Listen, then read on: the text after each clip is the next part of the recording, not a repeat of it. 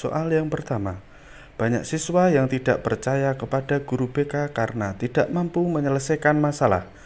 Hal ini disebabkan karena kemampuan komunikasi konseling yang kurang pada guru BK.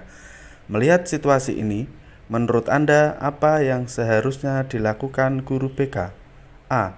Mengikuti berbagai pelatihan untuk memperoleh sertifikasi guna kenaikan pangkat. B. Meminta bantuan dari lembaga konseling untuk membantu menyelesaikan masalah yang dialami oleh siswa. C. Menanyakan kepada siswa layanan seperti apa yang diinginkan. D. Mengikuti pelatihan konseling yang kredibel dengan tema komunikasi konseling.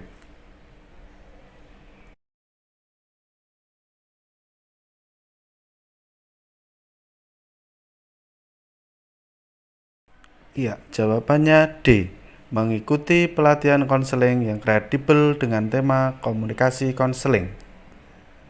Soal berikutnya. Tuntutan dari Permendikbud nomor 111 tahun 2014, idealnya alokasi waktu kerja guru BK atau guru bimbingan dan konseling di sekolah yaitu 80-85% untuk pelayanan langsung kepada peserta didik dan sisanya 15%-20% adalah untuk A. Pengelolaan keuangan atau pembiayaan. B. Pelaksanaan kegiatan ekstrakurikuler siswa. C. Aktivitas manajemen dan administrasi. D. Pengembangan diri siswa.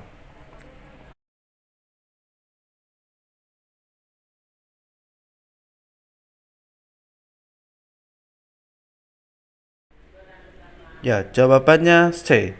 Aktivitas manajemen dan administrasi. Soal berikutnya. Dalam rangka penyusunan bimbingan dan konseling komprehensif harus didasarkan pada analisis kebutuhan.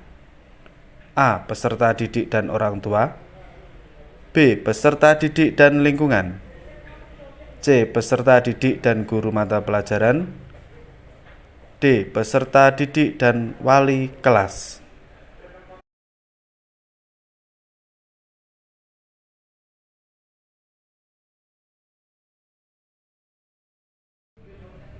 Jawabannya adalah B. Peserta didik dan lingkungan. Soal berikutnya. Rencana kegiatan action plan diperlukan untuk menjamin peluncuran program bimbingan dan konseling dapat dilaksanakan secara efektif dan efisien. Rencana operasional dikembangkan berdasarkan A. Tujuan yang telah dirumuskan berdasarkan hasil studi kebutuhan peserta didik dan lingkungan. B. Tujuan yang telah dirumuskan berdasarkan visi dan misi sekolah. C. Tujuan yang telah dirumuskan berdasarkan rapat kepala sekolah dan guru BK. D. Tujuan yang telah dirumuskan berdasarkan kondisi sekolah dan kalender akademik.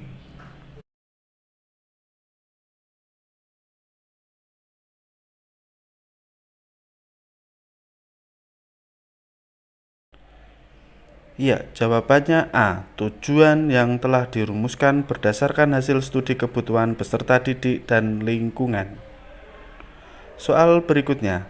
Seorang siswa membutuhkan bantuan untuk memahami bakat dan kemampuannya sehingga dapat memilih jurusan yang sesuai. Dalam hal ini, guru BK dapat menggunakan strategi layanan A. Layanan responsif melalui konseling individu. B. Layanan dasar melalui bimbingan kelas. C. Dukungan sistem melalui home visit. D. Perencanaan individual melalui penempatan dan penyaluran.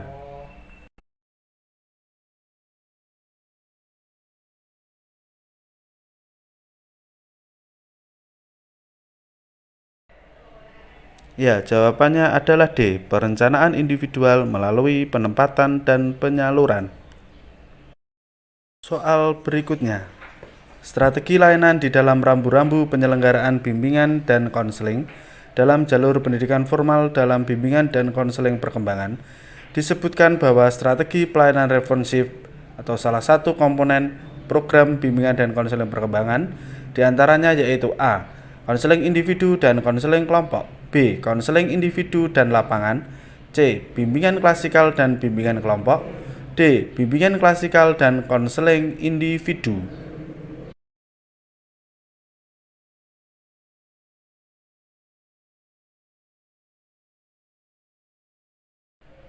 Ya, jawabannya A. Konseling individual dan konseling kelompok. Soal berikutnya, jika di sekolah tidak tersedia ruang konseling individual yang memadai, maka untuk menjalankan program konseling bagi siswa-siswi yang mengalami masalah dilakukan dengan cara berikut. A. Meminjam ruang guru atau kepala sekolah untuk konseling. B. Konseling individual dilakukan di rumah guru BK. C. Konseling individual dilakukan di rumah konseli. D. Memilih tempat yang paling nyaman bagi siswa di sekolah.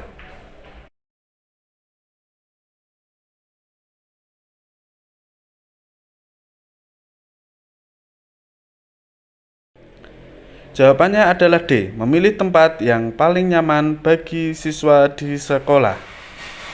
Soal berikutnya, berdasarkan hasil identifikasi kebutuhan, diperoleh data beberapa siswa merasa pesimis dengan masa depan karena sulitnya mencari pekerjaan. Maka strategi layanan yang tepat yaitu A. Layanan responsif melalui konseling individual.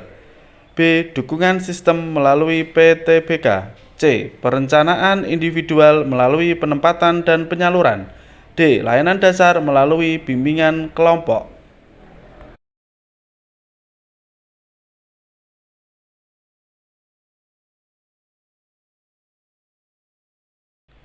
Jawabannya adalah D. Layanan dasar melalui bimbingan kelompok.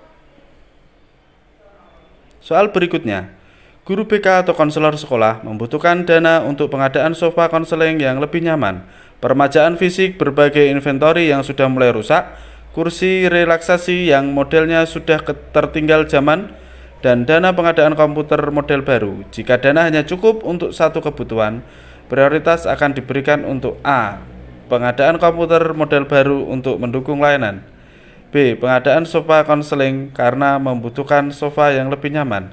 C. Peremajaan fisik berbagai inventory yang sudah mulai rusak. D. Pengadaan kursi relaksasi baru karena konseli akan lebih nyaman.